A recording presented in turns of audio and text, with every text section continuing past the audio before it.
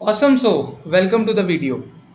क्या आप अपने ब्रोकर पर ट्रेड लगाने के बाद जब प्रॉफिट कैलकुलेट करते हैं तो आपको वो प्रॉफिट उतना नहीं मिलता जितना आप एक्सपेक्ट करते हैं? क्या आपको इसके पीछे का रीज़न पता है? अगर नहीं तो आज इस वीडियो में मैं आपको बताऊंगा वो हिडन चार्जेस जो आप पे करते हैं अपने ब्रोकर को, फिर चाहे वो आप इंट्राडे करें या इन्वेस्टमेंट करें। वीडियो में मैं आज 3 डिस्काउंट ब्रोकर को कंपेयर करूंगा, जानेंगे कि क्या उसकी यूजेस है, उसके सर्विस चार्जेस हैं, ये सब आज इस वीडियो में मैं आपको बताऊंगा। तो बनी रहे मेरे साथ।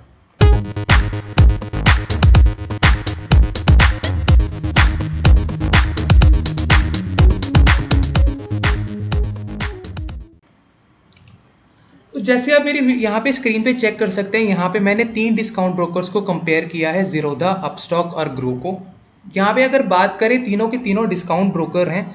तो सबसे पहले अकाउंट ओपनिंग से स्टार्ट करते हैं। तो ज़ीरोधा यहाँ पे आपसे 300 रुपीज़ चार्ज करता है, वहीं अपस्टॉक आपसे 249 रुपीज़ चार्ज करता है, लेकिन ग्रो आपसे एक भी रुपया नहीं चार्ज करता।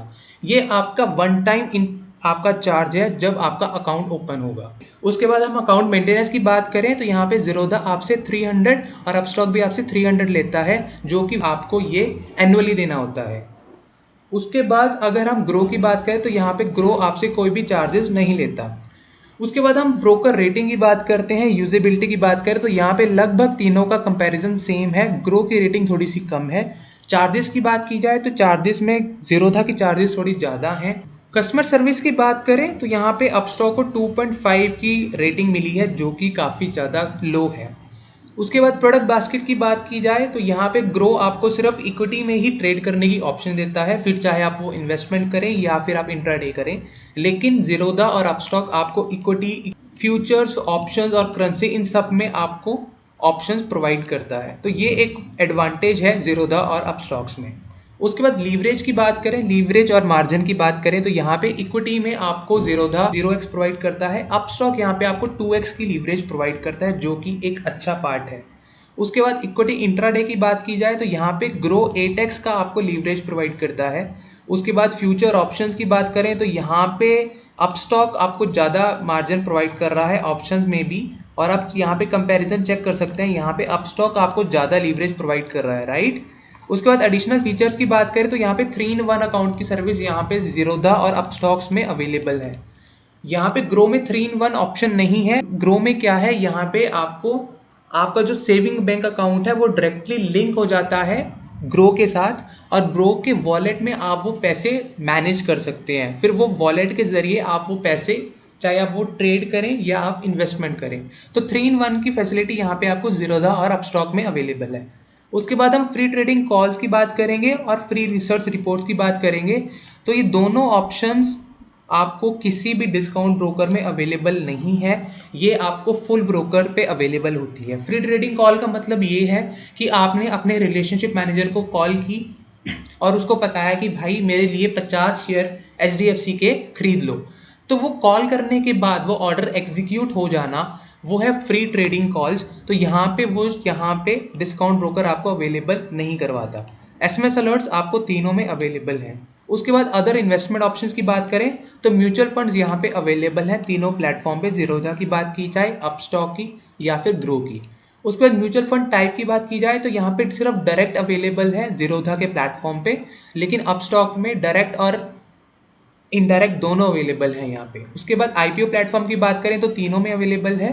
बॉन्ड्स एंड डेप्ट की बात की जाए तो सिर्फ ज़ीरोधा और अपस्टॉक आपको ये प्लेटफॉर्म प्रोवाइड करता है, जहाँ पे आप बॉन्ड्स और डेप्ट में निवेश कर सकते हैं, राइट। उसके बाद इंश्योरेंस की बात की जाए तो यहाँ पे इंश्योरेंस में सिर्फ अपस्टॉक्स आपको ये फैसिलिटी प्रोवाइड करता है।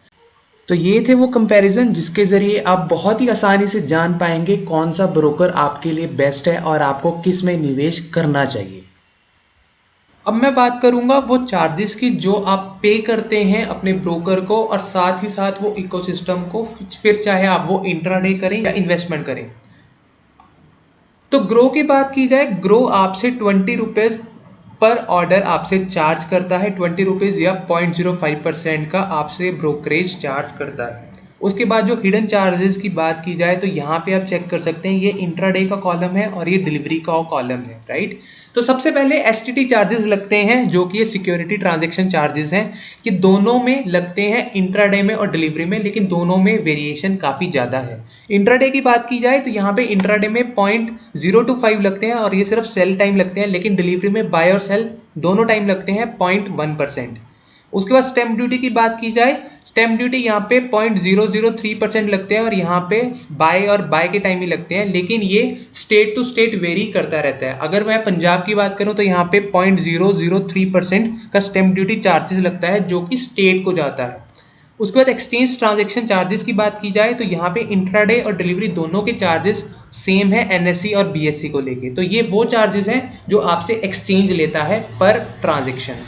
उसके बाद सेबी टर्नओवर चार्जेस ले जाए। अब सेबी आपसे चार्जेस क्यों लेता है? क्योंकि सेबी सारे के सारे ट्रेड्स पे एक वॉच बना के रखता है ताकि कोई दिक्कत ना हो सके, कोई फ्रॉड ना हो सके, इसलिए सेबी आपसे पर ऑर्डर चार्जेस लेता है। और वो चार्जेस आप चेक कर सकते हैं कितने नॉमिनल चार्जेस हैं, लेकिन वो बाय और सेल, फिर वो चाहे इंट्राडे हो फिर चाहे वो डिलीवरी हो, दोनों पे वो चार्जेस एप्लीकेबल हैं।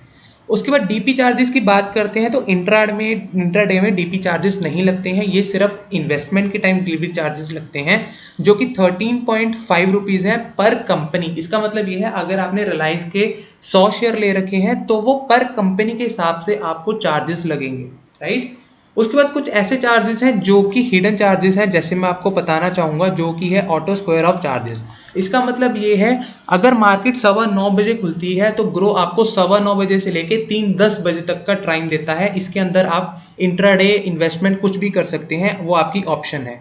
अगर आपने 3:10 के बाद, अगर मैं इंट्राडे की बात करूँ, 3:10 के बाद आपने अपना पोजीशन स्क्वायर ऑफ नहीं की तो एज अ पेनल्टी के तौर पे ग्रो ऑटोमेटिकली वो ऑर्डर को स्क्वायर ऑफ कर देता है, और वो ऑटोमेटिकली स्क्वायर ऑफ करने पे आपसे कुछ चार्जेस लेगा क्योंकि वो आपने ऑर्डर खुद एग्जीक्यूट नहीं किया, ग्रो ने अपने बिहाफ पे किया है, तो इसलिए वो आपसे 50 रुपीज़ चार्जेस लेता है ऑटो स्क्वायर ऑफ के लिए। इन सब का आपको 18% जीएसटी देना होता है। ये देखिए, on brokerage, DP charges, exchange transaction charges और ऑटो स्क्वायर ऑफ चार्जेस के आपको 18% जीएसटी देना होता है। तो ये हैं वो चार्जेस जो आपसे ग्रो चार्ज करता है, या मैं ये कहूँ आपका ब्रोकर आपसे चार्ज करता है।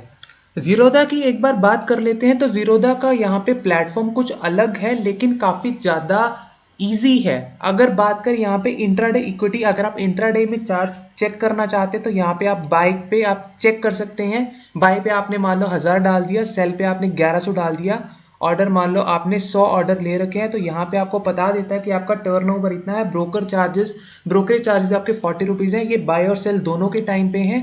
एसटीडी चार्जेस हैं और आपका नट सेल, आपका प्रॉफिट और लॉस आपका इतने रुपीज़ का आपका होगा, राइट। उसके बाद अगर हम डिलीवरी की बात करें तो डिलीवरी पे मान लीजिए आप सेम ही कंपैरिजन आप डिलीवरी पे ले रहे हैं, तो यहाँ पे अगर आप एनएससी पे ट्रेड करते हैं तो यहाँ पे आपका नट सेल प्रॉफिट और लॉस आपका इतना रुपीज़ का होगा। तो आप चेक कर सकते हैं कितने आसानी से आप सारे के सारा डाटा को ऑर्डर प्लेस करने से पहले वैलिडेट कर सकते हैं। तो ये सारी चीज़ थी इस वीडियो में। अगर आपको ये वीडियो अच्छी लगी तो आप इस वीडियो को लाइक करिए, सब्सक्राइब करिए। Thank you for watching the video.